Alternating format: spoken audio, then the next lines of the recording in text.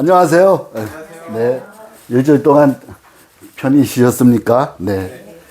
오늘은 논어 옥야편의 9장 안연 얘기입니다. 안연. 안연은 여러분 잘 알듯이 안빈낙도 했던 제자로 덕행에 뛰어났다. 이런 얘기 많이 들었잖아요. 오늘 이 구절이 명구가 많이 나옵니다. 그렇기 때문에 오늘 이 안연을 이 공부를 하면 여러분도 안연같이 살아야 되겠다라는 생각이 아마 들지 모르겠습니다. 자, 현재라 회야 어질구나 감탄하는 겁니다. 회야이여 강조하는 겁니다. 안연은 어질다 이러면 평상시 하는 말인데 어질구나 안연이여 이것은 강조하는 겁니다. 자, 그럼 이제 강조를 왜 하느냐? 그 뒤에 나옵니다. 왜 어지냐? 어질다라는 것은 원래 덕이 있는 사람을 어질다 이렇게 합니다. 덕이 있는 겁니다. 자, 어떤 덕이냐?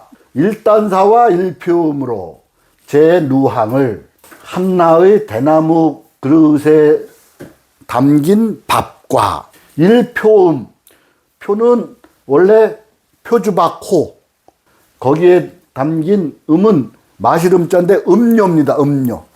국이나 간장이나 이런 거 담는 국그릇이에요. 한 표주박에 담긴 국으로, 음료로. 자, 요건 이제 먹는 거. 먹는 것이 어떻게? 아주, 가난한 사람들이 먹는 거. 또 식기도 가난한 사람이 쓰는 겁니다. 표주박 그릇과, 대나무 그릇 다 가난한 사람들이 쓰는 거예요. 그 다음에 이제 거처. 의식주가 중요하잖아요. 의식주에 이제 거처를 어디서 했느냐. 있을 제자, 루는 누추하다 루자. 항은 시골거리 항입니다. 항.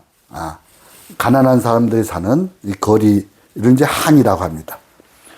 누추한 시골거리에 있다. 번화한 거리에 집 있는 게 아니라 누추한 거리에 있다는 것은 가난하게 사는 거고 집도 누추하다 이런 얘기예요. 자, 먹는 것도 가난하고 사는 것도 가난한 겁니다. 두 가지 상징적인 표현이에요. 사는 것이 가난한 그러한 삶, 사람들이 추구하는 게 아니잖아요. 그래서 이제 인불감기우여라. 사람들은 그 근심을 감당하지 못한다. 여러분 맨날 하루하루 사는 게 뭡니까? 먹는 것, 입는 것, 집 어디에 있느냐, 얼마나 비싼 집이냐, 얼마나 비싸고 맛있는 음식이냐, 얼마나 메이커에 비싼 옷이냐, 이것이 희노애락의 모든 것이다 라고 봐도 과언이 아닙니다. 그렇죠? 안연을 제외한 모든 사람들의 보편적인 생각이 바로 의식주를 해결하는 거고 그걸 못하면 근심이 생기는 겁니다. 그런데 회야는 안연의 이름입니다. 회야가 안연이 불개기락이라 그 즐거움을 고치지 않는다. 자, 사람들이 지향하는 의식주 근심으로 삼는데 그 근심을 어떻게? 즐거움으로 생각하는 거야. 그게 바로 안빈낙도입니다. 안빈. 도를 즐기는 삶. 이 문구에서 나온 겁니다. 아시겠죠? 남들은 근심을 여기는데 안연은 그 즐거움을 고치지 않았다고 했잖아요. 그럼 즐거움이란 건 뭐야? 도를 실천하는 즐거움이잖아요. 그렇죠? 도를 실천하는 즐거움을 가난 때문에 고치지 않는 겁니다. 도라는 것은 사랑이 마땅히 해야 할 도리고 하늘에서 부여받은 선한 마음을 실천하는 그 자체잖아요. 가난하다고 선한 마음을 버리지 않는 겁니다. 가난하다고 부자한테 아첨하지 않는 겁니다. 그러기가 쉽지 않습니다. 근데 안연은 했단 말이에요. 그렇기 때문에 안연의 삶이야말로 안빈낙도한 삶이다. 이렇게 얘기하는 겁니다. 그래서 현재라 해요. 자, 이게 특별한 경우입니다. 이게 도치가 된 것 자체가 강조하는 거잖아요. 도치된 문장을 다시 반복하잖아요. 한 번 더 강조하는 겁니다. 그죠? 안연에게나 이런 감탄사에 도치 반복을 했지 일반 제자들한테는 저렇게까지 표현하는 게 눈에 보이지가 않습니다. 그만큼 안전의 삶에 대해서 공자가 높이 칭찬하고 그 공자가 지향했던 안빈낙도의 삶을 안연히 실천하고 있다는 걸 보여주는 겁니다. 그렇죠? 안연히 과연 어떤 삶을 살았길래 이렇게 공자가 강조 반복하면서 감탄했느냐. 몇 가지를 한번 보면 안연의 삶이 바로 옛날 선비들이 지향했던 삶을 그 자체를 잘 보여준다. 이렇게 확인할 수가 있습니다. 논어 선진편에 보면 공자의 제자가 많은데 그 중에 사과 십철로 공자가 이제 나눴어요. 제자 중에 10명을 들어가지고 4가지 유형으로 나눴어요. 과는 종목 과자야. 4종목에 10명의 철은 뛰어난 학자들입니다. 뛰어난 사람들. 이건 공자의 말이에요. 덕행엔 안연. 제일 첫 번째가 안연이에요, 안연. 두 번째 민자건. 또 연배구, 염경, 여몽. 4사람 덕행에 뛰어난 사람입니다. 자, 나머지는 언어, 말, 재주가 있는 사람이에요. 그 다음에 작용. 그 다음에 정사에는 염류, 계로. 계로는 자로라는 사람입니다. 그 다음에 문학에는 자유, 자학, 덕행, 언어, 그 다음에 정사, 문학 4종목으로 나눠가지고 덕행이 가장 중요하기 때문에 덕행을 제일 앞에 놓고 거기서도 안연이 제일 앞에 있습니다. 논어에 보면 수리편에 공자가 안연을 칭찬한 글은 굉장히 많이 있습니다. 뭐 다들 하면 시간이 없으니까 하나만 들어볼게요. 자, 자위 안연할. 공자가 안연에게 일컬어 말했다. 뭐라고 했느냐? 용지즉행하고 사지즉장은 유와 여의 유시부 인정. 사람이 세상에 어떻게 살 것이냐, 세상에 나아갈 것이냐, 나가지 않고 초야에 머물 것이냐, 출처. 도를 행할 것이냐. 자, 추라면은 도를 실천하잖아요. 도를, 장이라는 건 뭐예요? 감출 장자. 도를 감춘다는 것은 뭐야? 나아가지 않고 도를 내가 그냥 가지고 있는 겁니다. 아시겠어요? 그래서 옛날에 특히 이제 사대부, 여러분 사대부가 바로 중간에 관리 계층이잖아요. 한문, 논어맹자는 사대부의 삶을 중심으로 철학이 펼쳐진 거잖아요. 사대부들은 세상에 나갈 것이냐, 머물 것이냐. 출처 행장이 가장 중요합니다. 그것을 안연히 실천한 그 사례가 바로 요겁니다. 자, 보세요. 용지즉행하고 쓸 용자 그것지. 글을 쓰면, 등용하면, 세상에 나가서 등용한 겁니다. 도를 행한 겁니다. 누가? 안연히. 지금은 안 나갔지 않나요? 그래서 가난하게 살잖아요. 왜? 난세기 때문에. 내가 세상에 나가도 내 도가 실천되지 않는다는 걸 알기 때문에 안 나가는 거예요. 학문이 부족하고 덕이 미흡해서 인격이 완성되지 않아서 안 나가는 게 아니야. 다 완성된 상태에서 때가 아니라 안 나가는 거예요. 그건 구분을 분명해야 돼요. 학문도 얕고 인격도 완성되지 않았는데 나는 안연같이 살 거야. 이런 수는 없는 겁니다. 아시겠죠? 사는 버려둘 사자, 놓아둘 사자야. 글을 버리면, 글을 쓰지 않으면 이런 얘기예요. 장은 바로 도를 간직하고 있다. 숨긴다고 해서 뭐 꼭꼭 이게 없애버리는 게 아니라 마음속에 저장하고 있는 겁니다. 아시겠죠?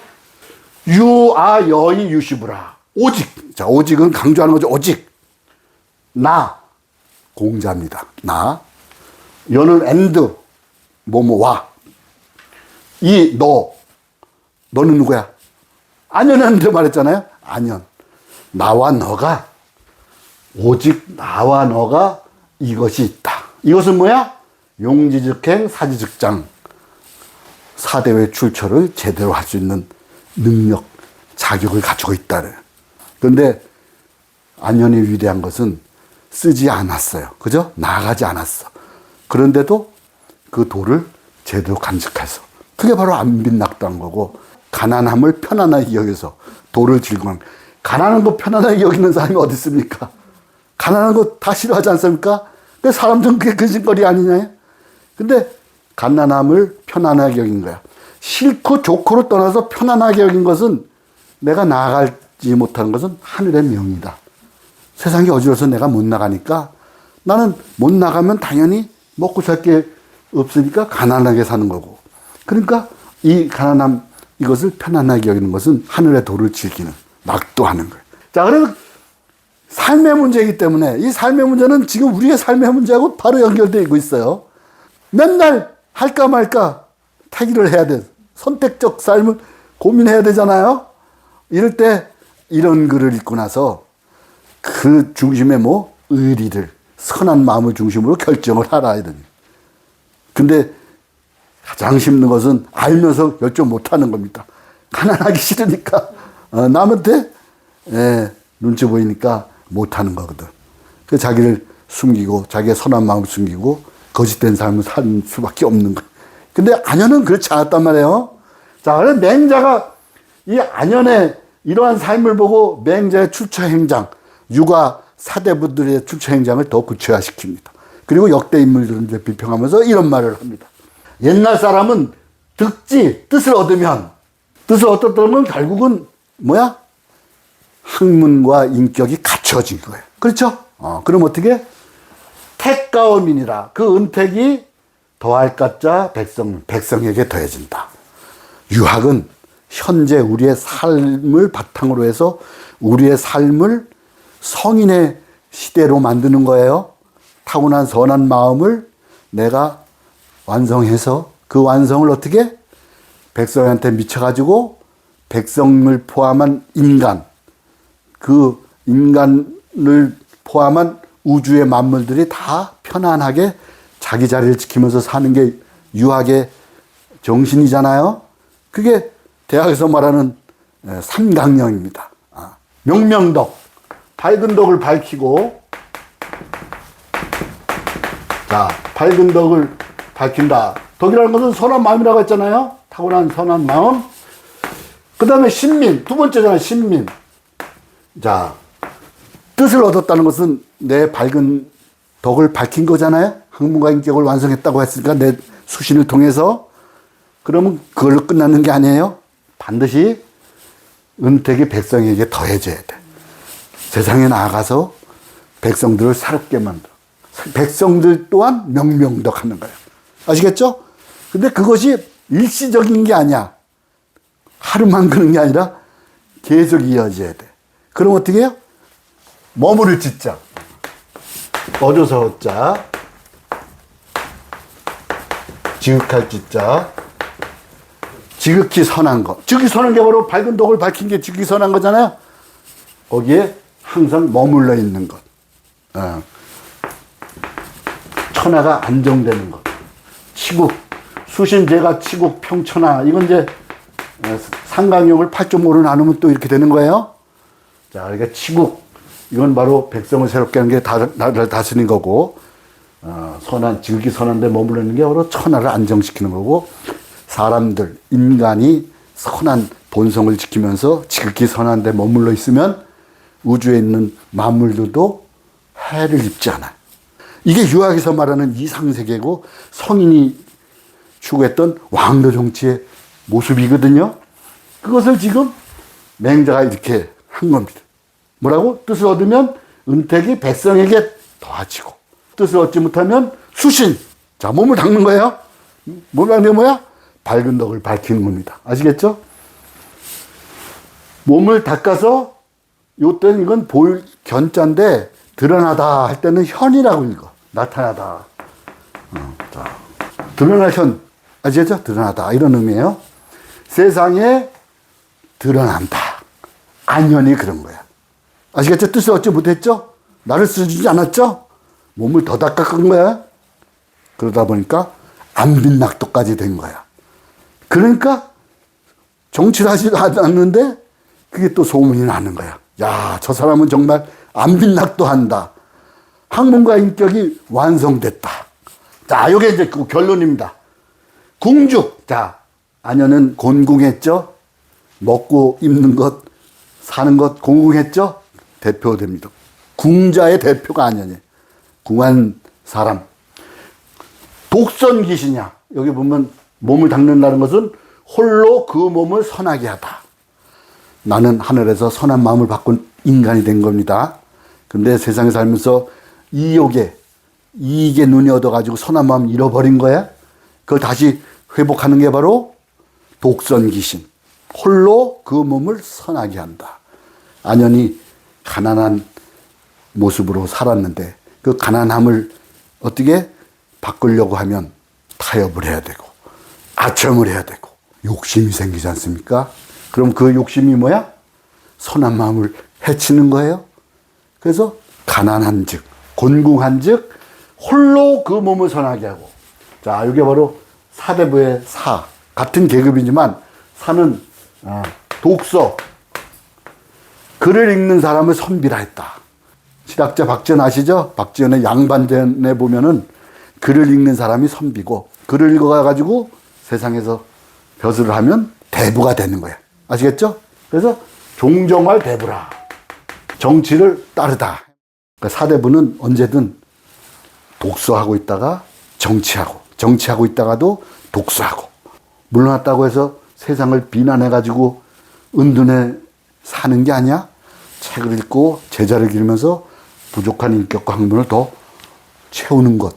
아시겠죠? 그게 바로 수신하는 겁니다. 독선 귀신은 바로 사의 모습이야. 곤궁할 수밖에 없죠, 사는. 다른 직업들, 공업, 상업, 농업 종사하는 사람은 다 직업이 있어서 사는데 사대부의 사는 직업이 없잖아요. 그렇기 때문에 곤궁할 수밖에 없습니다. 근데 그 곤궁을 싫어해서, 공궁을 근심해서 사의 본분을 버리면 그때부터 없누니만 못한 신분, 계급, 사람이 되는 겁니다. 그렇기 때문에 맹자 이 말을 항상 되뇌이는 겁니다. 공궁한 즉 홀로 그 몸을 선하게 한다. 자, 달즉 이를 달자. 달이라는 것은 내 뜻이 이르는 겁니다. 그건 바로 세상에 쓰여지는 거예요. 아시겠죠? 겸손천하라. 천하를 함께 선하게 한다. 겸손천하는 다시 말하면 신민이겠죠. 신민, 치국 그렇겠죠? 나만 선한 마음 지키는 게 아니라 일반 백성들 다 선하게 만들어가지고 결과적으로 유학에서 추구하는 지어지선, 치국 평천하를 완성하는 게 유학의 도를 실천하는 것이고 유학이 지향하는 최종 학문의 완성입니다. 아시겠죠? 안연은 바라지는 못했어. 왜? 시대가 어지럽기 때문에 써주는 사람이 없었단 말이에요. 또 먹을 것이 부족했고. 그래도 그 도를 버리지 않는 겁니다. 자, 하나만 더 나가 볼게요. 그 당시 제자들 여기 있잖아요. 10명을 포함한 많은 제자들. 그 중에 안연을 가장 높이 평가하고 안연의 덕행의 으뜸이다라고 얘기했는데 그걸 더 구체화시킨 대화가 있습니다. 그래서 이걸 한번 보고 요 장을 끝내봅시다. 자공이 말해요. 자공. 자공도 훌륭한 사람입니다. 자공은 여기 뭐라고요? 언어에 뛰어난 사람이라고 했잖아요. 근데 자공은 처음엔 가난했어요. 근데 부자가 됐습니다.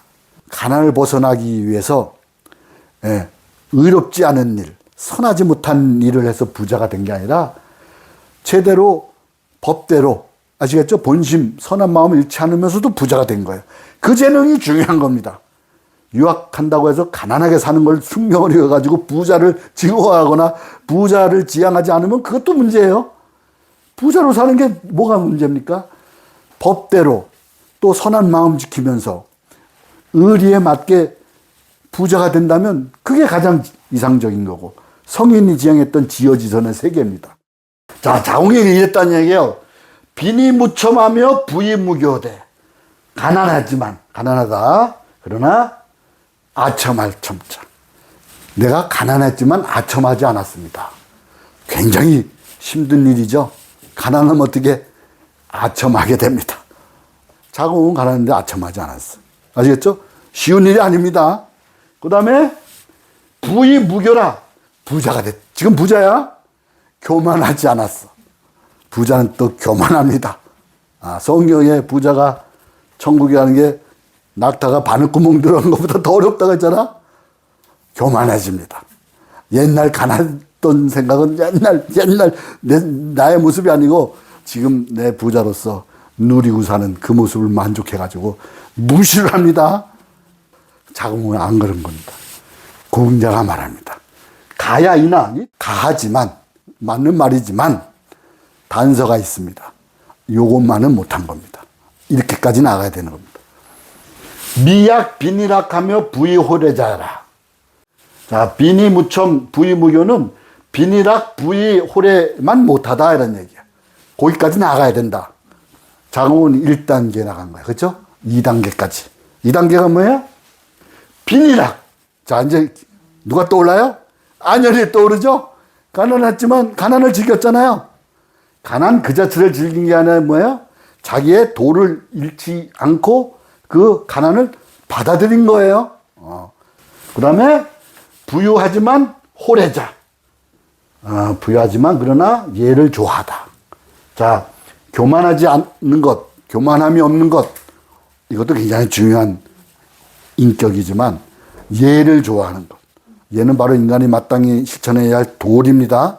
도리에 맞게 하는 거야. 교만하지 않은 것도 도리에 맞지만은 그건 일부에 그런 거고 아직 완성된 게 아니야. 이 전체적인 인격에 완성된 군자의 모습이 바로 호래자 아시겠죠? 그래서 여러분 자궁이 말합니다. 자궁의 학문이 대단한 건 이 뒤를 보면 알 수 있어요. 시경의 말을 통해 가지고 자기의 지금 현재의 모습을 표현합니다.